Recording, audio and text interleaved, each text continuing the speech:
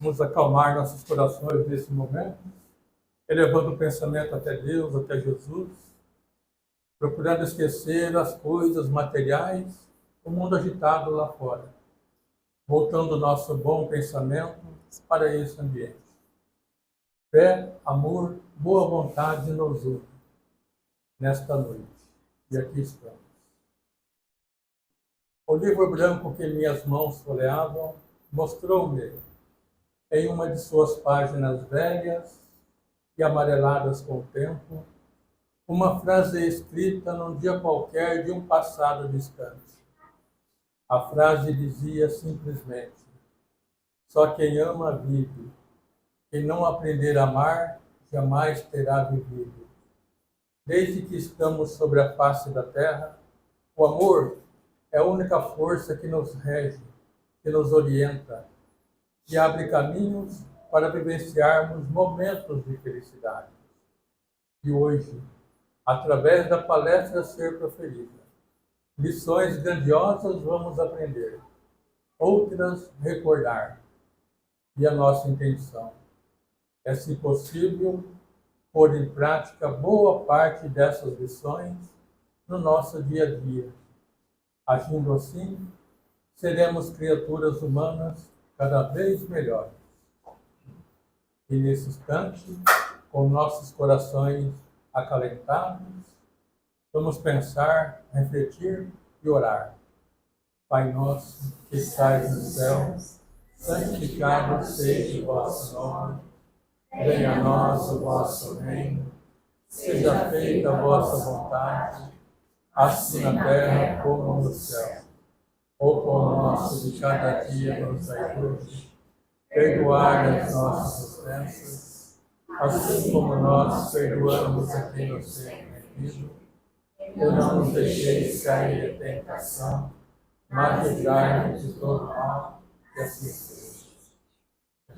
Sim.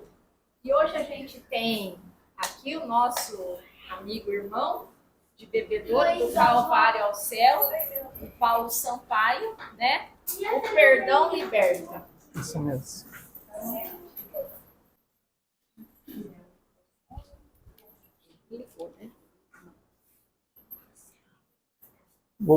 Boa noite. Acho que não está ligando, né?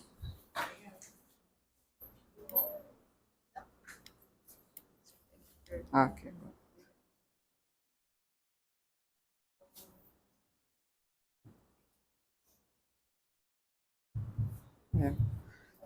Agora sim. Boa noite, pessoal. Boa noite. Uma alegria estar aqui pela primeira vez nessa casa. Agradeço muito o convite, muito feliz. Agradeço o acolhimento. Parabéns para vocês pela casa, que beleza, né? Uma casa aconchegante. E que Jesus nos abençoe, nos inspire a todos, para que tenhamos aqui bons momentos de reflexões e todos nós possamos nos fortalecer para as lutas de cada dia. Então, como foi dito, o nosso tema aqui de hoje, vamos falar sobre o perdão. É um assunto bastante falado, né, nas palestras espíritas, mas eu creio que é um assunto que a gente ainda precisa, né, de reflexões, precisamos pensar bastante, porque é algo que nós, penso, né, que muitos de nós ainda não conseguimos lidar bem, nós temos ainda alguma dificuldade, né, com relação ao perdão. E para iniciar, eu quero recordar aqui um episódio interessante que está relatado no livro Paulo e Estevão, de Emmanuel. Um livro muito interessante que eu recomendo demais. Quem não leu, procure conhecer a obra, que é maravilhosa. E eu quero recordar dessa obra o momento, mais ou menos, momento final da missão de Paulo. Depois de muitas lutas, né, de todo aquele trabalho na divulgação da mensagem de Jesus, Paulo estava na cidade de Corinto, porque quem leu sabe, ele viajava muito, né, de um lugar para outro, fundando comunidades, as chamadas igrejas, né, que eram grupos de pessoas que estudavam aqueles primeiros ensinos, aqueles primeiros escritos de Levi, que futuramente seriam o Evangelho de Mateus. Então ele estava em Corinto, final já da sua trajetória, e ele tinha um plano, àquela época, para levar a mensagem a Roma. Ele não tinha ainda ido até Roma. E ele queria também levar a mensagem do Cristo a Roma. Então o plano dele era esse. Tudo caminhava às mil maravilhas. Quando, de repente, ele recebe uma carta de Tiago, Tiago menor, porque haviam 2 Tiagos, né, os discípulos de Jesus.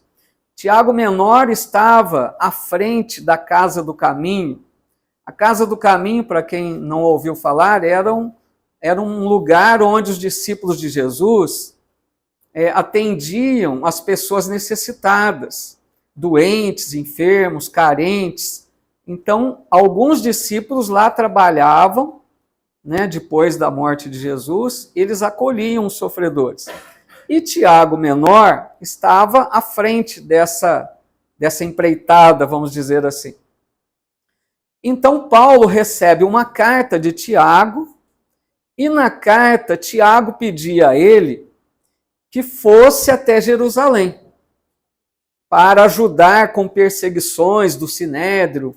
Eles estavam sendo muito perseguidos, né? Aquelas perseguições todas da época, mas tinha se intensificado esse movimento de perseguição.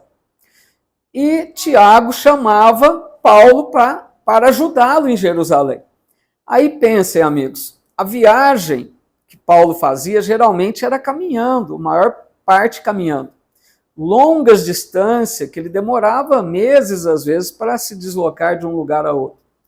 Então, o que significava essa carta? Ele tinha que cancelar a viagem a Roma. Estava tudo certo para ir a Roma. Mas se ele fosse para Jerusalém, teria que desistir do sonho dele de levar a mensagem até Roma. E aí Paulo, muito experiente, né? E um detalhe, amigos, quando ele começou a ler a carta, ele foi se empalidecendo, porque, na verdade, ele tinha um certo problema com Tiago menor. Olha que interessante, né? Até os discípulos de Jesus, imaginem nós, né? Ele não se entendia muito bem com Tiago menor. Porque Tiago, ele era um trabalhador incansável ali da causa do bem. Porém, Tiago mantinha algumas práticas judaicas. Ele queria incluir algumas práticas do judaísmo na Casa do Caminho. E Paulo não concordava de jeito nenhum, ele ficava irritado com isso. Então Paulo não tinha, vamos dizer assim, afinidade com Tiago menor. Os dois não combinavam muito bem. Mas a hora que ele recebe esse pedido para visitar Tiago, ajudá-lo, ele ficou pensando, será que eu vou atender esse pedido? Ele nunca, né? Nós nunca combinamos tão bem assim. Vou ter que abrir mão da minha viagem a Roma para ajudá-lo? Mas Paulo, muito sensato, ele entrou para dentro da casa onde ele estava, em Corinto, foi até o seu quarto, pegou o rolo, o pergaminho, né, que tinha os escritos de Levi, como nós fazemos, né? Ele foi abrir ao acaso. Ele falou assim, eu quero uma inspiração, eu atendo o pedido de Tiago ou não? Então ele abriu o pergaminho, e qual a mensagem que ele encontrou? Concilia-te depressa com o teu adversário. Ali não precisava mais nada, né? Ele entendeu a mensagem. Era a oportunidade dele se reconciliar com Tiago. Eles tinham lá os seus problemas, né? E então o que ele faz? Diz aquele mensageiro que dissesse a Tiago que o aguardasse. Ele iria sim para Jerusalém, cancelaria a viagem para Roma. E ele vai então para Jerusalém, parando pelas cidades do caminho, vilarejos, lugares onde ele havia formado as igrejas.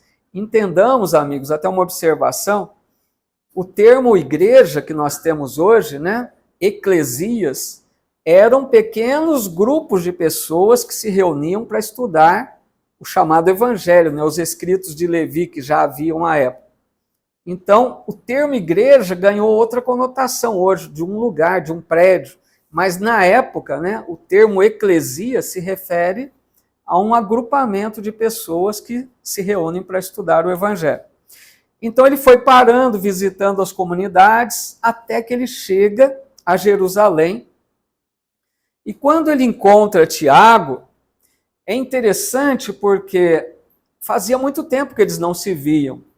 E os dois já envelhecidos, cansados das lutas, né, de divulgação da mensagem, do trabalho cristão, eles se olham com olhares diferentes.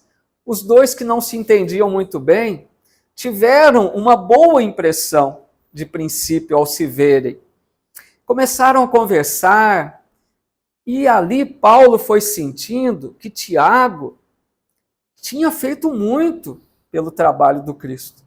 Tiago tinha um papel importante para manter a casa do caminho. Então ele foi olhando para Tiago com outros olhos. Ele começou a perceber em Tiago alguém respeitável, alguém dedicado à causa. E, enfim, eles se entendem.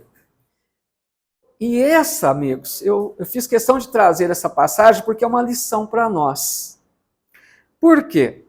As pessoas se modificam. Às vezes, a gente teve um problema com alguém lá no passado e a gente guarda aquele momento, aquele problema que ocorreu, e a gente guarda aquela impressão da pessoa. A gente esquece que a pessoa se modifica, a pessoa se melhora, a pessoa se transforma. Então, foi isso que aconteceu com eles. Eles guardavam uma impressão um do outro, que ao conversarem, ao se reverem, perceberam que não era nada daquilo. Então, acho que isso é uma lição para nós, né? E quero então trazer agora alguns pensamentos sobre o perdão, para que a gente pense com raciocínio mais claro, com inteligência, por que vale a pena ou é importante perdoar, né? Primeiro ponto que eu destacaria, quem perdoa, na verdade, é o primeiro beneficiado. Às vezes, a gente pensa que perdoar é dar um presente para o outro. A gente pensa, mas eu vou perdoar depois de tudo que me fez. Então, na verdade, gente, quem perdoa se liberta. Por isso que eu coloco o perdão liberta. Quem perdoa se liberta de um vínculo doentio. Enquanto a gente guarda ressentimento e mágoas, a gente carrega o outro na mente, não é? A pessoa com quem nós tivemos lá o nosso problema, ela está sempre nos nossos pensamentos, a gente não se liberta. Ficamos trocando pensamentos doentios, vibrações ruins. Se você perdoa, você corta o vínculo, você se liberta daquela ligação ruim. O perdão também é cura de muitos males. Quem carrega uma mágoa, gente, precisa pensar muito nisso, porque a mágoa, ela é um corrosivo da alma. A mágoa acalentada em nosso coração por muito tempo, meses, anos, às vezes décadas, tem pessoa que carrega uma mágoa há muito tempo, com certeza pode se transformar em doença no corpo, e doença de graves proporções. Então o perdão é cura de muitos males também. Outro detalhe que muitas pessoas confundem: o nosso perdão não liberta o suposto inimigo, o agressor, da culpa, da responsabilidade. Às vezes a gente pensa assim, se eu perdoar, então ele está livre, ele não precisa responder pelo que ele fez. Não, precisará. Nós, quando perdoamos, nós nos libertamos. O problema fica com a pessoa. Ele terá que prestar contas, ele, ela, terá que prestar contas, tem uma dívida perante a lei divina, independentemente de nós termos perdoado. A pessoa carrega uma responsabilidade, uma culpa, né, uma necessidade de expiar aquilo que ela fez. Outro ponto também, a gente quando fala em perdão, nós pensamos muito que nós precisamos perdoar. Às vezes a gente esquece que nós precisamos também pedir perdão muitas vezes, né? Então que nós tenhamos a humildade de reconhecer nossas faltas, nossos erros, né? É muito bonito quando a gente se desculpa, a gente reconhece o nosso erro, né? E a gente vai em busca do perdão do outro. Aí às vezes alguém diz, mas eu pedi perdão e a pessoa não me perdoou. O problema é dela. Se você se arrependeu verdadeiramente, foi lá, pediu perdão, tentou se reconciliar e a pessoa não aceitou, você está livre do problema. O problema é da pessoa. Ela não quer perdoar, ela ficou com o problema. Você está livre. Então é outro detalhe importante. O perdão, então, gente, penso assim, a gente precisa exercitá-lo nas coisas mais simples do dia a dia, porque pode ser que a vida nos coloque em determinados momentos para um perdão mais grave, mais sério, né? Porque o exercício do perdão diário nos habilita a necessidades maiores muitas vezes. Então, no nosso dia a dia, no lar, na convivência, né? É uma fala ofensiva, é alguém que nos agride, qualquer coisa, um atrito que surge no lar. Então é bom que a gente aprenda a perdoar logo, a desculpar logo, né? Não fica guardando muito ressentimento, porque isso vai nos habilitando para um momento de mais dificuldade, né? De repente, pode surgir um momento que haja necessidade de um perdão de maior relevância. O Emmanuel diz assim, quem aprende a perdoar tem caminho livre pela frente. Olha que interessante isso, porque o perdão realmente nos liberta, né? Até no sentido da caminhada, da jornada evolutiva. Imaginem um espírito que está próximo de um momento de reencarnação. O espírito se prepara para reencarnar. Às vezes ele tem planos para a nova existência corpórea que muitas vezes não dá para ser concretizado porque ele está preso com situações do passado. Dá para entender que às vezes a gente não pode escolher tão livremente o nosso caminho porque nós temos problemas lá de trás. Então, quanto menos problemas nós arrastarmos do passado reencarnatório, mais liberdade para a alma. A gente caminha mais livre, né? Outra questão importante também. Aqui na Terra, nós convivemos com pessoas de diferentes níveis evolutivos. Estamos todos no mesmo planeta. Mas aqui, gente, nós sabemos disso.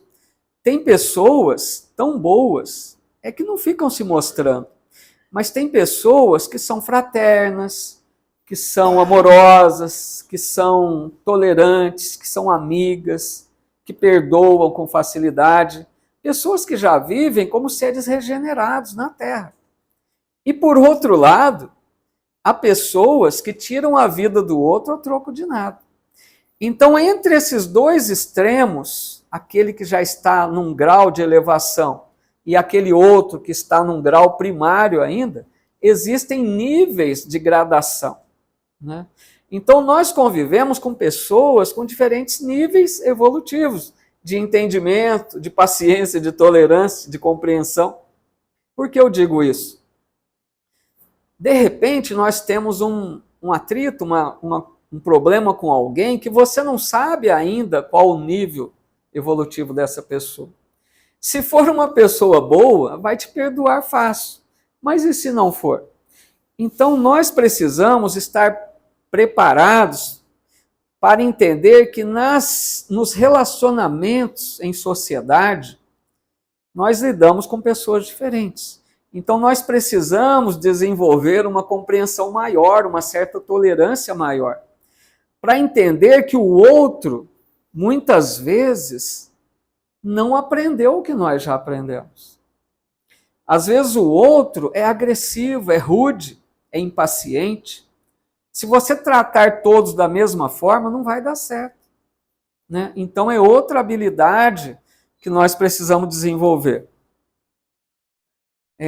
Eu também lembraria aqui que a dificuldade de perdoar muitas vezes está ligada com a questão de um entendimento equivocado de injustiça. Tem uma frase que diz assim: no mundo há muitas injustiças, mas não há injustiçado. Já ouviram? Por quê? Será que essa frase está certa? Há injustiça, mas não há injustiçado?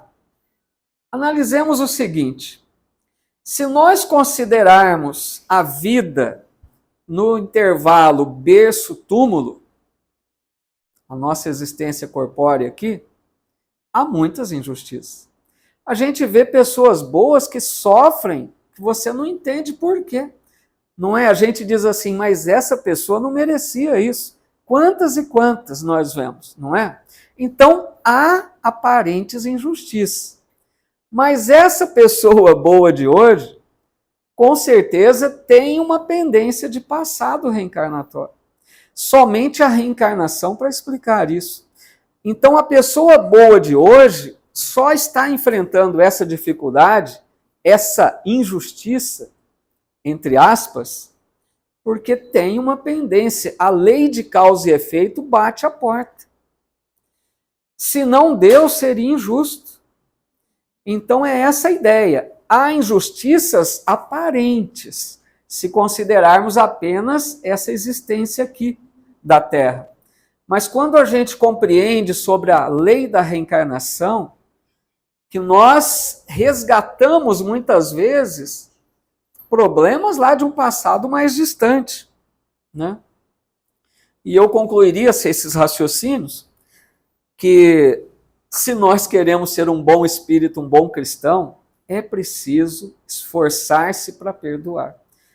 Gente, um verdadeiro espírito é aquele que se esforça, diz Kardec, né? Por vencer as suas más, né, condutas, as suas imperfeições. Então, o perdão deve fazer parte da nossa vida. E aí eu perguntaria agora, levaria a todos nós a pensarmos um pouco sobre o perdão de Deus. Será que Deus nos perdoa? Deus precisa nos perdoar? Como será que funciona isso?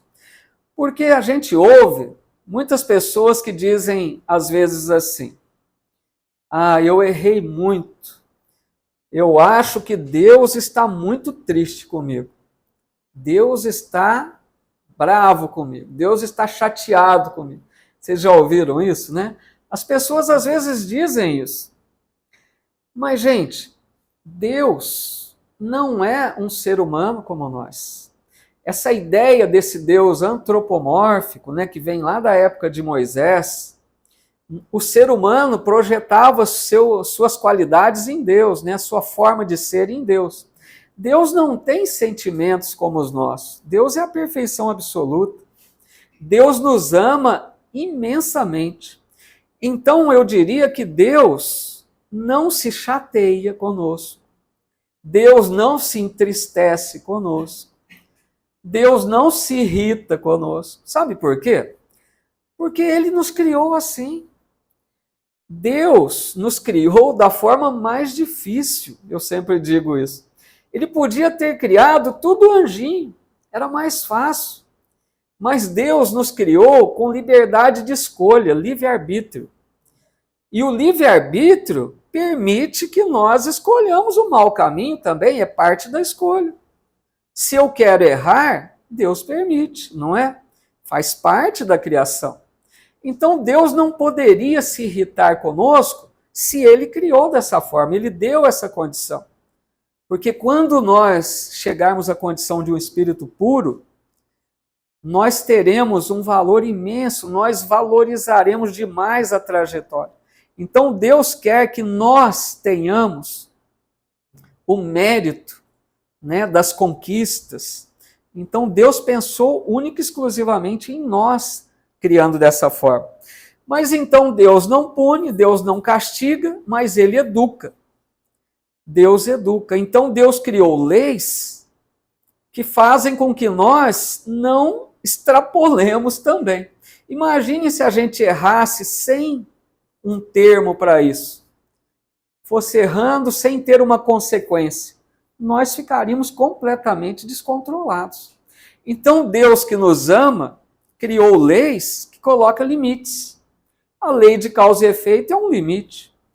Às vezes a gente está errando tanto que em determinado momento a dor bate à nossa porta. O que é isso? Lei de causa e efeito. Consequência dos erros. Se a gente não aprende pelo bem, vem a dor. Para nos despertar, para nos reconduzir a um caminho melhor. Então Deus não se chateia, não se irrita, mas Ele educa, porque nos ama. Ele quer sempre o melhor para nós. Eu lembraria agora a questão 661 de O Livro dos Espíritos. Kardec perguntou assim: pode-se pedir eficazmente a Deus o perdão das faltas? A pessoa errou. Será que adianta orar a Deus e pedir o perdão? Os Espíritos disseram: Deus sabe discernir o bem e o mal. A prece não oculta as faltas. Aquele que pede a Deus o perdão de suas faltas não o obtém se não mudar de conduta. As boas ações são a melhor prece, porque os atos valem mais do que as palavras. Então, está muito claro isso, né? Quando a gente erra, todos nós erramos, é muito importante que a gente se arrependa verdadeiramente, que a gente eleve uma oração a Deus, expondo, né, abrindo o nosso coração, rogando a Deus o seu perdão. É muito importante isso. Mas se a gente ficar só na prece e não mudar de conduta, adianta? Os Espíritos sempre dizem que a prece, a oração, é um poderoso auxiliar, eles dizem. Quer dizer, a prece por si só não resolve. Não adianta orar o dia inteiro. Não vai resolver. Nós precisamos mudar de conduta, agir diferente. Então, é tirar lição do erro, né? Se eu errei em determinada questão, eu vou tirar uma lição para não agir de novo daquele jeito. Mudar minha conduta, entender que aquilo não foi bom. Por que Deus permite expiação? Expiação o que é? Consequência do mal praticado. A gente sofre da mesma forma que fizemos o outro sofrer. Não é castigo. Isso é um processo educativo. Para que a gente perceba que aquilo não é bom. Não façamos novamente. Né?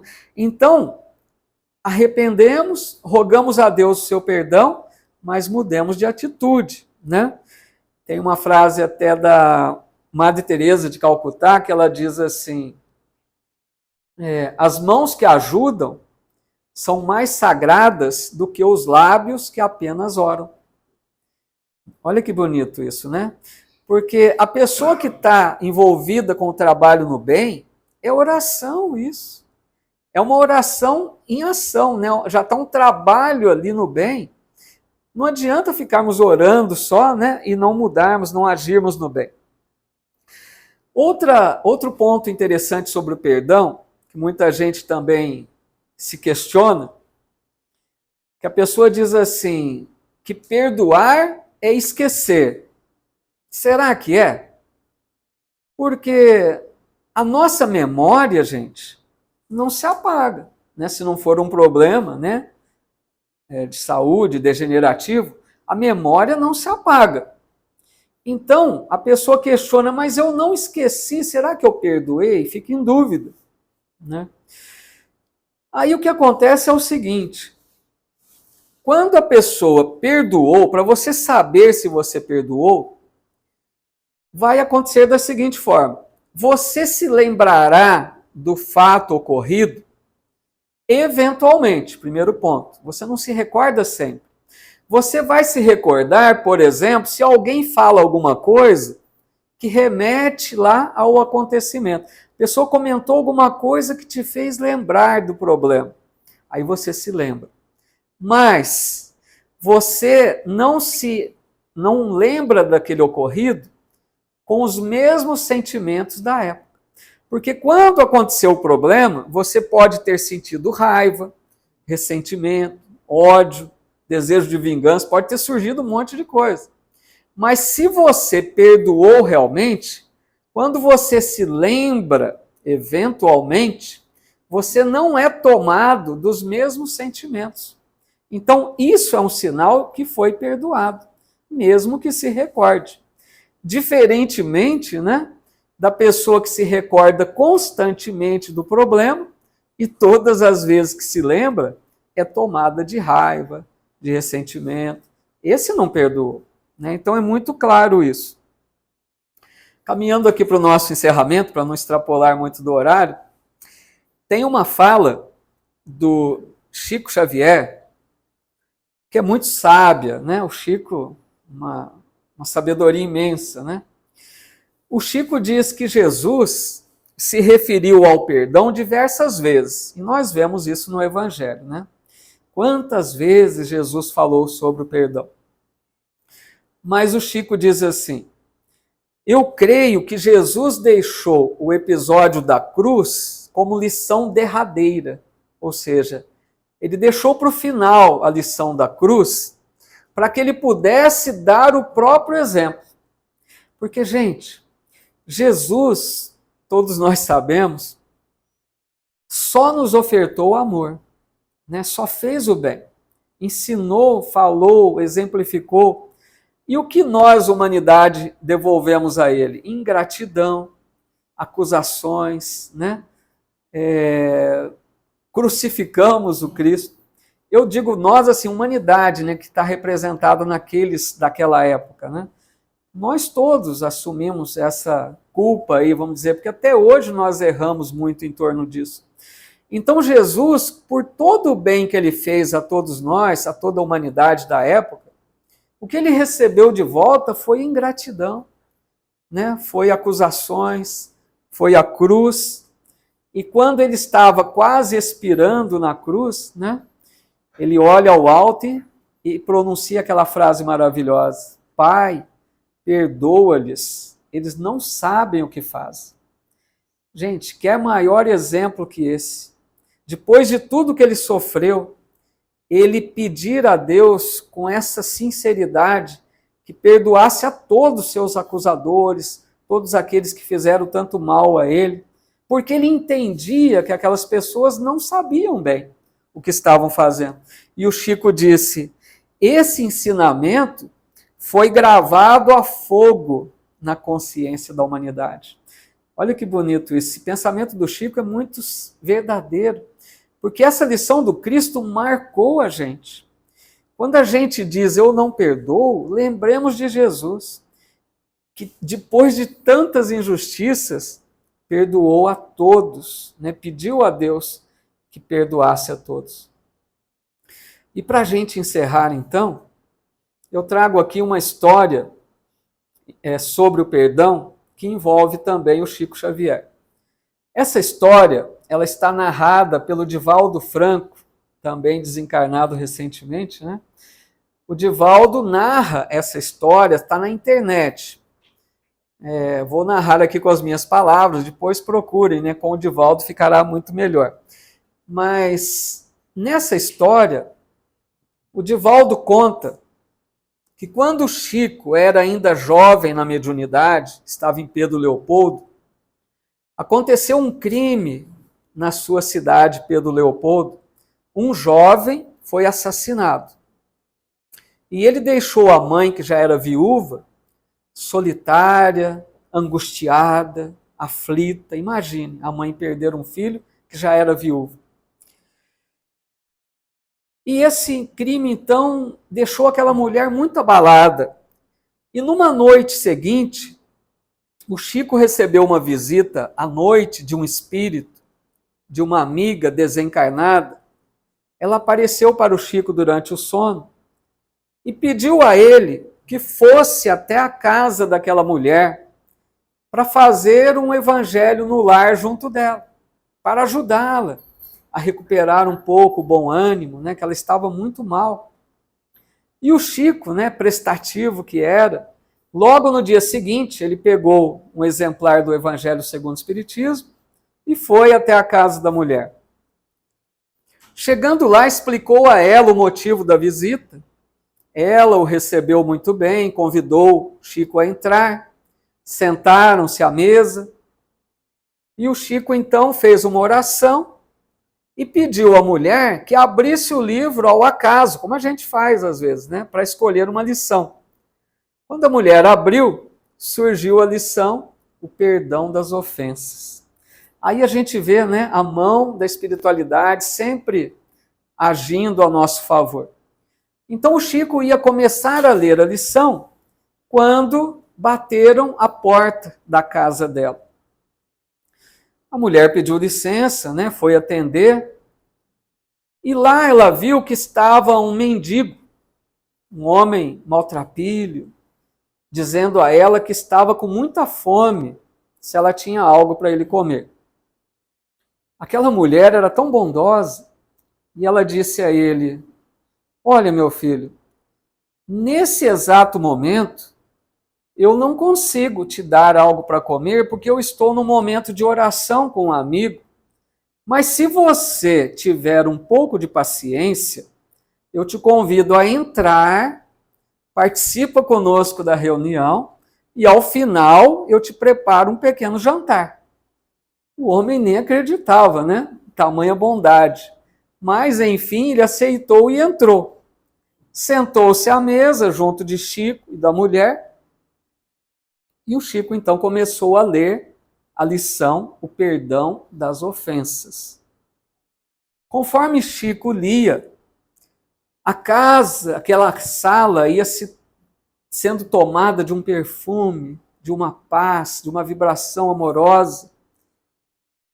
E o Chico leu, terminou a lição, e ele disse àquela mulher: a senhora quer dizer algumas palavras?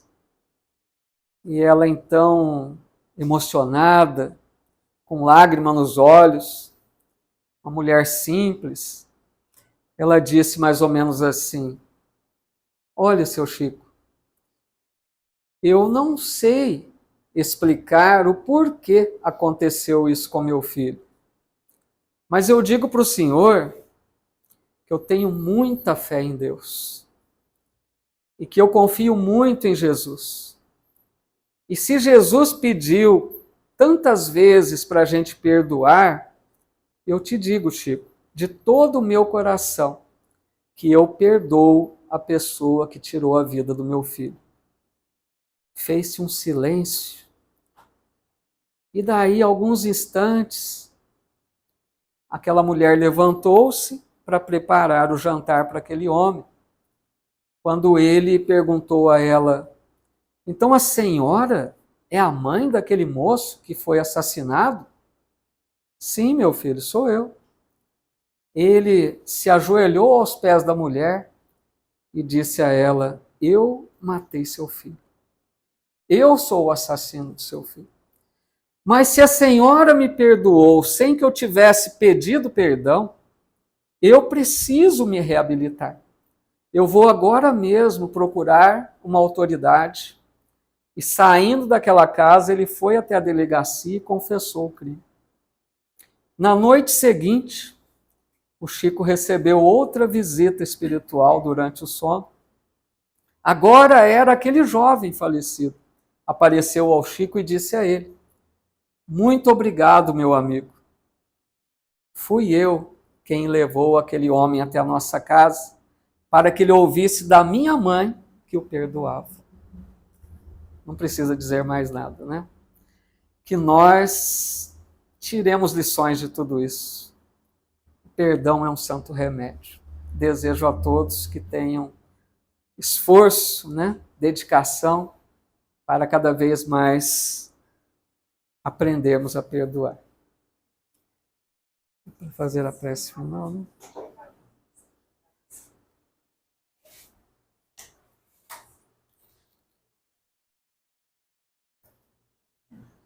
Bom, vamos então agora fazer a nossa prece final.